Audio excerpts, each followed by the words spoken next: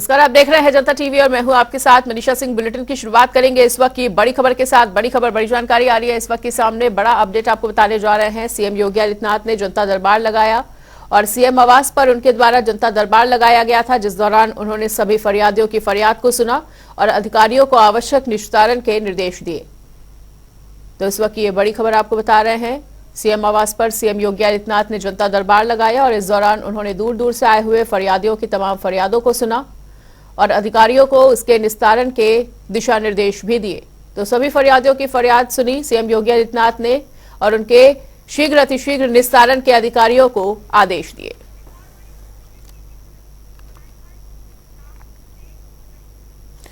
वहीं इसी बीच एक और बड़ी खबर का रुख कर लेते हैं। बड़ी खबर, बड़ी जानकारी आ रही है इस वक्त के सामने। एक और बड़ा अपडेट आपको बताने जा रहे हैं। सीएम से बीजेपी प्रदेश प्रवक्ता ने मुलाकात की है और भाजपा के प्रदेश प्रवक्ता हैं अशोक पांडे, पूर्व पार्षद अनुराग पांडे भी उनके साथ मौजूद रहे इस दौरान। और काशी विश्वनाथ गंगा समग्र को लेकर चर्चा होती हुई नजर आई। तो काशी विश्वनाथ गंगा समग्र को लेकर इनके दौरान चर्चा हुई है इस दौरान और सीएम से बीजेपी प्रदेश प्रवक्ता ने मुलाकात की। भाजपा के प्रदेश प्रवक्ता हैं अशोक पांडे, जिन्होंने सीएम योगी आदित्यनाथ से मुलाकात की और पूर्व पार्षद अनुराग ढांढा भी उनके साथ, माफी चाहेंगे, अनुराग पांडे भी उनके साथ मौजूद रहे। काशी विश्वनाथ गंगा समग्र को लेकर यह चर्चा हुई थी और सीएम से बीजेपी प्रदेश प्रवक्ता ने मुलाकात की और भाजपा के प्रदेश प्रवक्ता हैं अशोक पांडे, जिन्होंने सीएम से मुलाकात की और तमाम मुद्दों पर चर्चा की और इस दौरान पूर्व पार्षद अनुराग पांडे भी उनके साथ मौजूद रहे। काशी विश्वनाथ गंगा समग्र को लेकर इस दौरान चर्चा होती हुई नजर आई और सीएम से बीजेपी प्रदेश प्रवक्ता ने मुलाकात की है। भाजपा के प्रदेश प्रवक्ता हैं अशोक पांडे, जिन्होंने मुलाकात की और उनके साथ पूर्व पार्षद अनुराग पांडे भी मौजूद रहे। काशी विश्वनाथ गंगा समग्र को लेकर यह चर्चा हुई थी और सीएम से बीजेपी प्रदेश प्रवक्ता ने मुलाकात की है, तमाम मुद्दों को लेकर चर्चा की। वहीं भाजपा के प्रदेश प्रवक्ता है अशोक पांडे और उन्हीं के साथ पूर्व पार्षद अनुराग पांडे भी मौजूद रहे।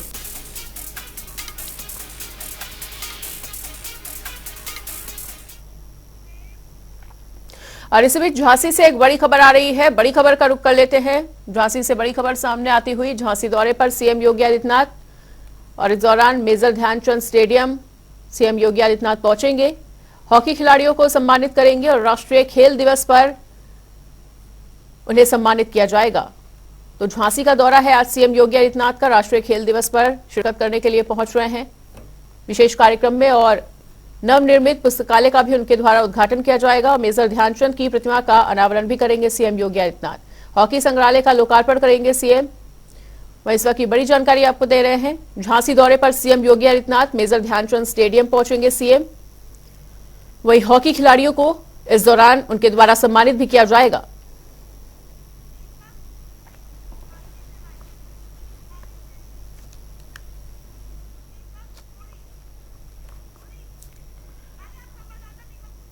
और इसी बड़ी खबर पर अधिक जानकारी के लिए हमारे सहयोगी झांसी से दीपक जुड़ चुके हैं हमारे साथ। तो दीपक, झांसी दौरे पर है सीएम योगी आदित्यनाथ और आज हॉकी खिलाड़ियों को वो सम्मानित भी करेंगे। उनके इस दौरे से जुड़ी हुई क्या कुछ तमाम जानकारी आपके पास? जी, मैं कुछ ही देर में योगी आदित्यनाथ झांसी में लगभग 1.25 घंटे वो रहेंगे।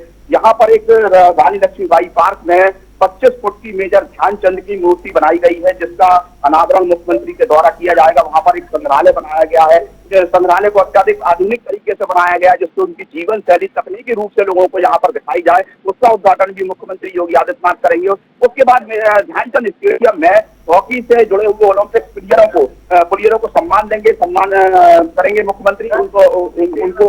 उसके बाद यहाँ पर हॉकी के एक मैच का शुभारंभ मुख्यमंत्री के द्वारा किया जाएगा। जी, यहाँ पर और लगभग 2000 करोड़ की परियोजनाओं का शिलान्यास व लोकार्पण मुख्यमंत्री के द्वारा किया जाएगा। उसके बाद यहाँ से वो दतिया के लिए रवाना हो जाएंगे। बिल्कुल दीपक, तो क्या कुछ पूरे दिन का स्केड्यूल रहने वाला है? मिनट टू मिनट अगर कार्यक्रम की जानकारी लेना चाहे तो। जी, मैं बताऊं कि लगभग 1:30 बजे के आसपास यहाँ पर हेलीपैड पे पुलिस लाइन में मुख्यमंत्री का आगमन होगा। उसके बाद वो यहाँ पर से एक लाइब्रेरी का उद्घाटन करने के लिए जाएंगे तथा उसके बाद रानी लक्ष्मीबाई पार्क में मूर्ति का अनावरण करने के लिए जाएंगे और उसके बाद ध्यानचंद स्टेडियम लगभग 2:30 बजे के आसपास ध्यानचंद स्टेडियम आकर यहाँ पर हॉकी ओलंपिक प्लेयरों का सम्मान व मैच का शुभारंभ करेंगे और उसके पश्चात वहाँ से पीताम्बरा माई के दर्शन करने के लिए दतिया निकल जाएंगे। बिल्कुल दीपक, तो तमाम कार्यक्रम है सीएम योगी आदित्यनाथ के झांसी में, और ऐसे में उनके दौरे को लेकर प्रशासन की तरफ से क्या कुछ तैयारियां, क्या कुछ सुरक्षा इंतजाम? जी, प्रशासन ने चाक चौबंद इंतजाम कर रखे हैं, जगह जगह बैरिकेडिंग लगा रखी है, सुरक्षा के पूरे इंतजाम। रात से ही झांसी के डीआईजी एसएसपी यहाँ पर लगातार फोर्स के साथ गश्त कर रहे हैं और सुरक्षा व्यवस्था चाक चौबंद है। रूट भी डाइवर्ट किया गया है कि किसी तरह की झांझर स्टेडियम रानी लक्ष्मीबाई पार्क के पास कोई बाधा न आ पाए। तो चित्रा की तरफ रूट जाता था उसको इलाहाबाद बैंक चौराहे होते हुए कन्वर्ट किया गया है तथा बड़ी गाड़ियों का आवागमन कल से ही बंद कर दिया गया है और प्रशासन की तरफ से सुरक्षा व्यवस्था चाक चौबंद करी गई। जी बिल्कुल दीपक, तो इस तमाम जानकारी को हमारे साथ साझा करने के लिए आपका बहुत बहुत शुक्रिया। कई कार्यक्रमों में शामिल होंगे और उनके दौरे के मद्देनजर वहां पर जो सुरक्षा व्यवस्था है वो चाक चौबंद कर दी गई है। नवनिर्मित पुस्तकालय का भी इस दौरान उनके द्वारा उद्घाटन किया जाएगा और मेजर ध्यानचंद की प्रतिमा का अनावरण करेंगे सीएम योगी आदित्यनाथ।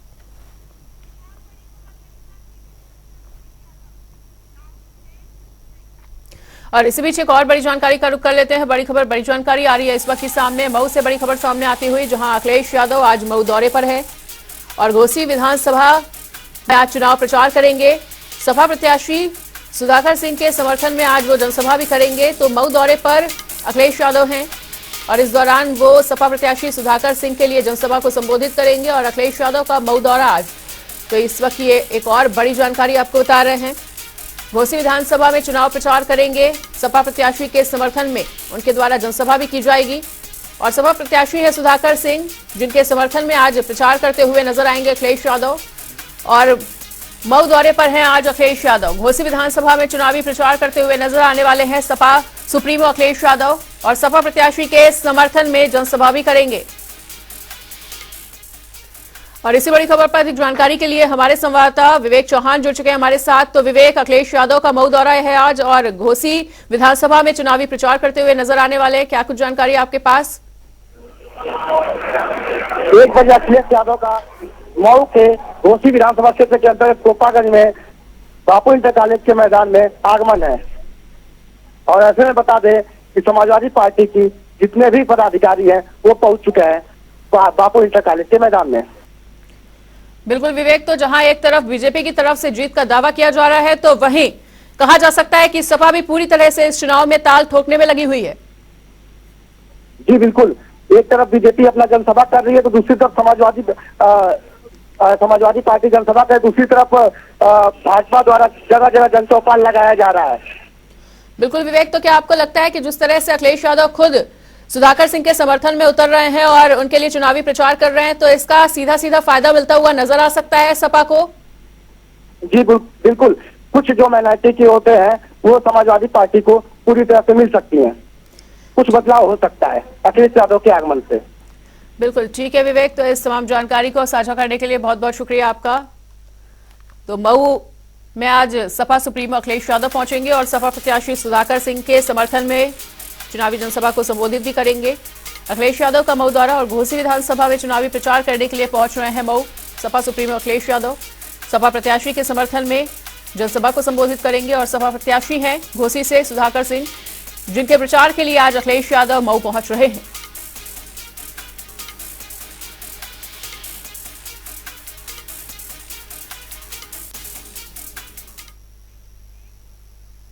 उधर 2024 में होने वाले लोकसभा चुनाव को लेकर कांग्रेस ने कमर कसनी शुरू कर दी है और कांग्रेस नेता प्रियंका गांधी प्रयागराज, वाराणसी या फूलपुर से चुनाव लड़ेंगी या फिर किसी और सीट से लड़ेंगी, इस पर मंथन शुरू हो गया है।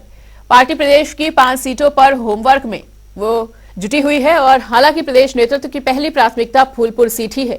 प्रयागराज को दूसरे, वाराणसी को तीसरे नंबर पर रखा गया है और इसके अलावा यूपी की अन्य 2 सीटों का विकल्प ढूंढना भी शुरू कर दिया गया है।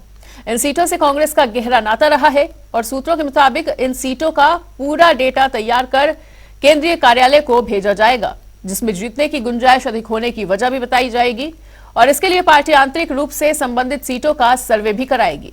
मालूम हो कि फूलपुर से खुद प्रथम प्रधानमंत्री पंडित जवाहरलाल नेहरू भी चुनाव लड़ चुके हैं।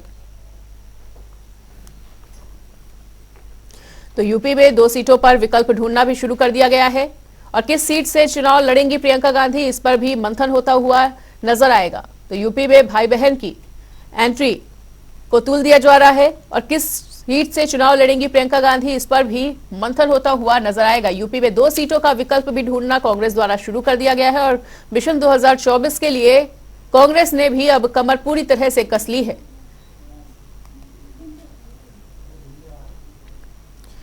पांच सीटों पर होमवर्क में कांग्रेस जुटी हुई है और प्रियंका गांधी को कौन सी सीट से उतारना है और चुनावी मैदान में खड़ा किया जाना है, ये देखने वाले विषय होगा और इसी पर मंथन चल रहा है। और इसी बड़ी खबर पर अधिक जानकारी के लिए हमारे साथ हमारे सहयोगी टीएन मिश्रा जुड़ चुके हैं। तो टीएन मिश्रा, 5 सीटों पर होमवर्क करने में कांग्रेस पूरी तरह से जुटी हुई है और 2024 मिशन के लिए अब कांग्रेस भी अपने आप को तैयार कर रही है, क्या कुछ कहना चाहेंगे? देखिए, सबसे बड़ी बात यह है कि अजय राय कांग्रेस अध्यक्ष प्रदेश से बने हैं, तब से कांग्रेस में थोड़ा काफी तेजी आ गई है और उन्होंने इसमें एनर्जी पूरी डाल दी है। अब जहां तक राहुल गांधी की बात है, राहुल गांधी तो ऑलरेडी अपने चुनाव अमेठी से लड़ेंगे, वायनाड से लड़ेंगे, जैसा पक्का माना जा रहा। लेकिन प्रियंका गांधी को कांग्रेस चाहती तो राज्यसभा से सीधे भेज सकती थी, लेकिन कांग्रेस का कहना है तो सीधे राज्यसभा के बजाय हम उनको लोकसभा भेजना चाहते हैं और उसके लिए फूलपुर, प्रयागराज, वाराणसी, इन 3 सीटों पर जो है कवायद चल रही है। उनके लिए ज्यादा सर्वे कराए जा रहे हैं और 2 सीटें जमी भी रखी जा रही हैं, उनके लिए भी नाम नहीं किए इन लोगों ने, वहां भी चाहते हैं लोग। तो टोटल 5 सीटों पर इस बार डाटा तैयार कर रहे हैं और आंतरिक सर्वे कराने के बाद जो रिपोर्ट आएगी कि कांग्रेस के पक्ष में कितने मतदाता है, तो कितना जो प्रियंका गांधी का मिल सकता सपोर्ट, तो इसको लेकर के लगातार कांग्रेस लगी हुई है और ये रिपोर्ट अगले हफ्ते तक हाईकमान को भेज दी जाएगी। जहां तक अजय राय की बात है तो अजय राय लगातार प्रियंका गांधी, राहुल गांधी और सोनिया, इन तीनों की सीटों को जिताने के लिए अपनी सारी जो है गोटे बिछा रहे हैं और अपने नेताओं को वार्ड स्तर से लेकर के इन्होंने जो है बूथ स्तर कार्यकर्ताओं को और जिला स्तर पर भी अपनी यूनिटों को मजबूत किया है और वो चाहते हैं कि इन सीटों पर किसी तरह जो है शिकस्त न मिले और कांग्रेस के तीनों के जो धुरंधर नेता लोकसभा पहुंचे। जी बिल्कुल टीएन मिश्रा, अगर यूपी में कांग्रेस संगठन की बात की जाए तो 2024 के मद्देनजर कांग्रेस संगठन में क्या कुछ बदलाव होता हुआ नजर आ सकता है? देखिए, कांग्रेस संगठन धीरे धीरे बदलाव हो रही है, अपनी उन्होंने थोड़ा उनके पद से हटाया है। ऐसे माना जा रहा है तो बसपा से कुछ लोग आए, उनको लोग साइडलाइन कर रहे हैं, लेकिन अभी तक क्लियर नहीं हो सका है क्योंकि अजय राय कह रहे हैं हम सबको जोड़कर चलेंगे और सबको एकजुट होकर लेकर चलेंगे। तो अगर अजय राय की बात सही मानी जाए तो ये पक्का माना जाए कांग्रेस में जो विघटन नहीं होगा बल्कि लोग जोड़े जाएंगे। उनका कहना है कभी हम नए सिरे से गठन करेंगे, अपनी इकाइयों का गठन करेंगे, तो नई इकाई जब गठित होंगे तो सभी पदाधिकारियों को शामिल करेंगे और नए लोगों को भी जोड़ेंगे। जो थोड़ा साइड लाइन है उनको भी जोड़ना चाहते हैं। उनका कहना हमें कुल मिला के कांग्रेस को मजबूत करना है और कांग्रेस लोकसभा चुनाव 2024 में जो लड़ेगी वो पूरे दमखम से लड़ेगी और जनता उसके साथ है तो कांग्रेस अपना जो बहुमत साबित करने की पूरी कोशिश करेगी। जी मनीषा। बिल्कुल टीएन मिश्रा, तो क्या ये भी समझा जाए कि जो सक्रिय कार्यकर्ता है कांग्रेस के, उन्हें कोई बड़ी जिम्मेदारी भी दी जा सकती है आगामी चुनाव को देखते हुए? हाँ, ये सही करें मनीषा। देखिए, चाहे अजय राय धरातल से जुड़े नेता हैं, वो कभी हवा में नहीं रहते हैं। वो पहले सर्वे कराते हैं, पहले लोगों की जानकारी लेते हैं, तब उसके बाद वो काम करते हैं। तो अजय राय ने यही किया है कि अब जिलों की हालचाल ले रहे हैं, वहां के अध्यक्षों से बातचीत कर रहे हैं, वहां के लोगों के बारे में जानकारी। तो उपेक्षित लोग हैं और कांग्रेस के पुराने कार्यकर्ता हैं, उनको कांग्रेस जोड़ना चाहती है ताकि उसका धरातल मजबूत हो और ज्यादा से ज्यादा लोग कांग्रेस के पक्ष में वोट कर सके। जी मनीषा। बिल्कुल टीएन मिश्रा, और इधर प्रियंका गांधी की सीट को लेकर काफी मंथन चल रहा है कि किस सीट से उन्हें उतारना है और फूलपुर सीट को प्राथमिकता दी जा रही है। तो आखिर इसी सीट को प्राथमिकता क्यों दी जा रही है? देखिए, फूलपुर सीट इसलिए दी रहा है कि इस पर पंडित जवाहरलाल नेहरू पहले चुनाव लड़ चुके हैं, तो उनके पारिवारिक सीट मानी जा रही है कि कुछ दशक से पहले स्वर्गीय प्रधानमंत्री पंडित जवाहरलाल नेहरू लड़े हैं। तो वहां के जो पुराने लोगों का भी उनके घर के प्रति और पार्टी के प्रति यहाँ आए और यहाँ से चुनाव लड़े।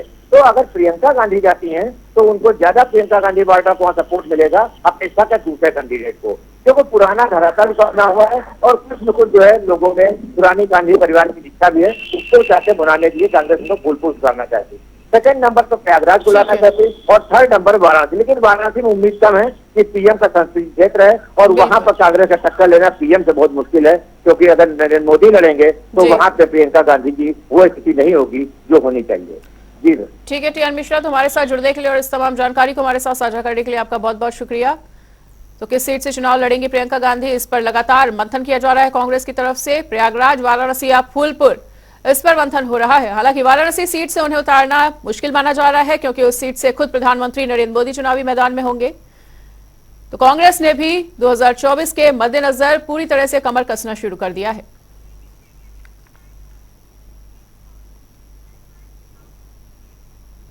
और इसी बीच एक और बड़ी जानकारी का रुख कर लेते हैं। बड़ी खबर, बड़ी जानकारी आ रही है इस वक्त के सामने। एक और बड़ा अपडेट आपको बताने जा रहे हैं।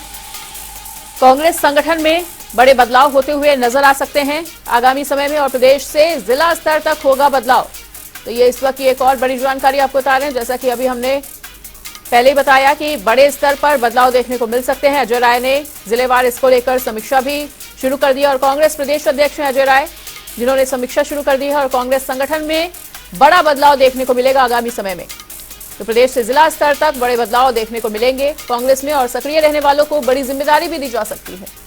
तो यही तमाम बातें अभी हमने आपसे कुछ देर पहले भी की, और टीएन मिश्रा ने भी, हमारे सहयोगी ने तमाम जानकारियों को हमारे साथ साझा किया। और कांग्रेस प्रदेश अध्यक्ष जैसा कि अजय राय हैं, और इन्होंने भी कांग्रेस संगठन में बड़े बदलाव करने की ठान ली है, और प्रदेश से जिला स्तर तक बड़े बदलाव होते हुए नजर आएंगे।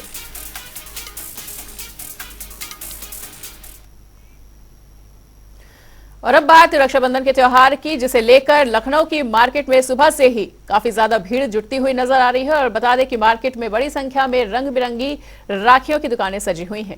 बहनें भाइयों के लिए अलग अलग तरह की सुंदर सुंदर तरह की राखियां खरीद रही हैं। नमस्कार। उत्तर प्रदेश में रक्षाबंधन नज़दीक आ गया है। यहाँ पे हम इटौंजा में मौजूद हैं, मार्केट में, गली मोहल्ला मार्केट में मौजूद हैं, जहाँ पर रक्षाबंधन के तौर पर हर मोहल्ले में मिठाइयों की दुकान है, तरह तरह की राखी की दुकान लगी हैं, रंग बिरंगी राखियाँ सजने लगे हैं। यहाँ पर काफ़ी महिलाएं अपने भाई बंधन के प्यार के रक्षा बंधन में बंधने के लिए आज राखियाँ खरीद रही हैं। यहाँ पे देख सकते हैं किस तरह से मार्केट सजा हुआ है, राखियाँ तैयार हो चुकी हैं। और आने वाला कल एक दिन परसों रक्षाबंधन है। रक्षाबंधन के तौर पर सभी बहनों ने अपने भाइयों के लिए राखी का त्यौहार मना रहे हैं। जहाँ पर हमारे संग कुछ लेडीज़ हैं, हमसे जानेंगे कि नमस्ते। नमस्ते। आज परसों राखी का बंधन है, आप लोग अपने भाई के लिए प्यार के लिए राखी खरीदने के लिए कैसा महसूस करेंगे? क्या अच्छा महसूस कर रहे हैं। इनसे बात कर लीजिए भैया। राखी का त्यौहार है, सभी बहनाएं अपने भाइयों के लिए प्यार के लिए राखी खरीद रही हैं। किस तरह से महसूस कर रहे हैं आप लोग? बहुत नंबर है। आप लोग दुकान सजाए हैं, किस तरह से बिक्री कर रहे हैं? ठीक हो रही, नंबर 1 की बिक्री हो रही है, अच्छी हो रही है। जी। हमारे संग और भी कुछ लेडीज हैं, हम जानेंगे। हेलो मैडम, आंटी, एक मिनट, इधर क्या नाम है? इधर देखिए, थोड़ा इधर देखिए। बस आप लोग राखी खरीदने आई हैं अपने भाई के प्यार के लिए, दुआएं मांग रहे हैं। किस तरह से आप लोग देखें, इधर देखिए, इधर किस तरह से देख रही हैं? बोल दीजिए कुछ। किस तरह से देख रहे हैं? अच्छी देख रहे हैं राखी। अरे भाई के लिए लंबी उम्र की दुआ मांग रही हैं। तो आप देख सकते हैं किस तरह से लेडीज यहाँ पे आई हैं अपने भाई बहन के प्यार के लिए, हाथों में राखी खरीदने के लिए यहाँ पर मौजूद हैं। कैमरामैन रियाज के साथ राज जनता टीवी लखनऊ। और इसी के साथ रुक करेंगे 2 मिनट में 10 बड़ी खबरों का। मुख्यमंत्री योगी आदित्यनाथ से नहीं मिल सके कैबिनेट मंत्री सुरेश खन्ना। जाम के कारण जाम में आधा घंटे तक फंसे रहे कैबिनेट मंत्री, सोशल मीडिया पर वीडियो वायरल। लखनऊ में DGP telecom doctor Sanjay M Tarade ने वायरलेस सिस्टम के लिए बनाया है ऐप। वहीं डीजी टेलीकॉम ने दिया बयान, कहा मोबाइल अब करेगा वायरलेस का काम, ऐप के जरिए सभी पुलिसकर्मी जुड़ेंगे। मुरादाबाद में शातिर वाहन चोर गिरफ्तार, पुलिस ने वाहन चेकिंग के दौरान चोरों को किया गिरफ्तार। चोरों के पास से 2 चोरी की हुई मोटरसाइकिल और 2 स्कूटी की गई है बरामद। रायबरेली के रामपुर सुदौली गांव में लोकतंत्र रक्षक सेनानी का निधन, वहीं राजकीय सम्मान के साथ लोकतंत्र रक्षक सेनानी को दी गई अंतिम विदाई। हजारों नागरिक, क्षेत्रीय जन और पुलिस प्रशासन उनकी अंतिम यात्रा में उपस्थित रहे। मुरादाबाद में छात्रों ने किया हंगामा, परीक्षा में शामिल न होने पर छात्रों का हंगामा। बीएसएफ ट्रेडमैन कांस्टेबल की थी परीक्षा। रायबरेली में तेज रफ्तार का कहर देखने को मिला, तेज रफ्तार गाड़ी पुलिया से टकराकर पलटी, वहीं हादसे में सेना के जवान की मौत होने से ग्रामीणों में मचा कोहराम। मौके पर पहुंची पुलिस ने शव को कब्जे में लिया।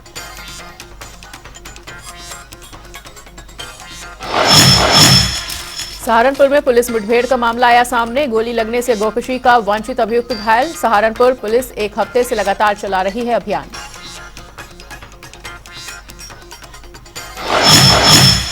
बिजनौर में तेंदुए का खौफ, 13 वर्षीय बालक को तेंदुए ने बनाया अपना शिकार। अब तक गांव में हो चुकी है 15वीं मौत, परिजनों और ग्रामीणों में काफी ज्यादा आक्रोश।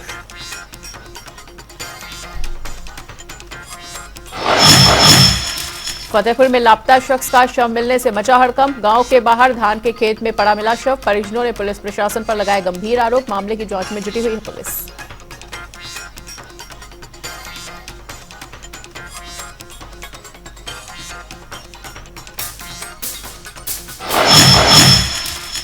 बागपत में पुलिस और बदमाशों के बीच हुई मुठभेड़। पुलिस ने दोनों बदमाशों को मुठभेड़ के बाद किया गिरफ्तार। मुठभेड़ में एक सिपाही भी हुआ है घायल। बदमाशों के पास से 2 तमंचे और 4 कारतूस किए गए हैं बरामद।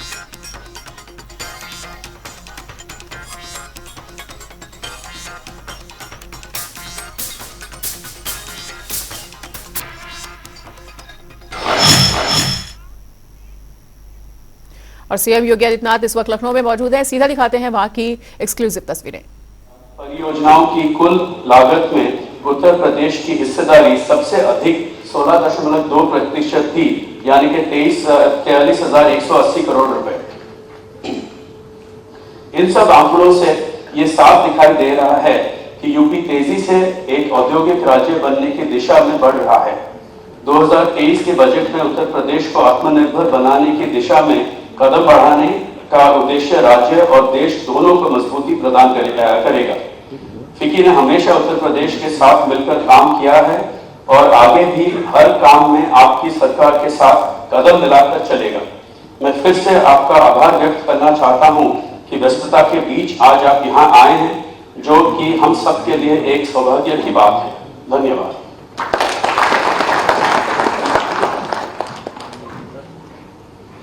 धन्यवाद चंद्रकांत पांडे जी, फिक्की के प्रेसिडेंट। माननीय मुख्यमंत्री जी, मैं आपको सूचित करना चाहूंगा कि पूरे देश के अलग अलग राज्यों से यहाँ आज हमारी राष्ट्रीय कार्यकारिणी सदस्य आए हैं। मैं बारी बारी से बोलूंगा। तमिलनाडु से हाथ उठाएं। Tamil Nadu, Karnataka, Gujarat, West Bengal, of course Delhi and other states. So thank you all. आपको बहुत धन्यवाद। आपको जान के खुशी होगी कि कल माननीय प्रधानमंत्री जी ने सार्वजनिक रूप से कहा कि किसी भी राज्य में उद्योग के लिए सबसे आवश्यक है लॉ एंड ऑर्डर, कानून व्यवस्था। और उन्होंने एक अच्छा उदाहरण दिया कि लोग उत्तर प्रदेश से सीखें कि किस तरह से अच्छी कानून व्यवस्था हो सकती है। और 2017 में जब माननीय मुख्यमंत्री जी आए थे, तो जब फिक्की की मीटिंग थी तो उस समय बात होती थी कि विश्वास कैसे पैदा हो। और 2017 से 2023 तक हम अपनी राष्ट्रीय कार्यकारिणी समिति को लेके आए हैं, तो विश्वास तो अपने आप झलकता है। सर, फॉर द ऑडियंस, आपको you'll be delighted to know that the first chief minister to be re-elected after a full 5-year term is Manji Yogi Adityanath ji. And the longest serving continuous chief minister of Uttar Pradesh is Manji Yogi Adityanath. इन शब्दों के साथ मैं स्वागत करूंगा sir आपका अपने उद्बोधन के लिए।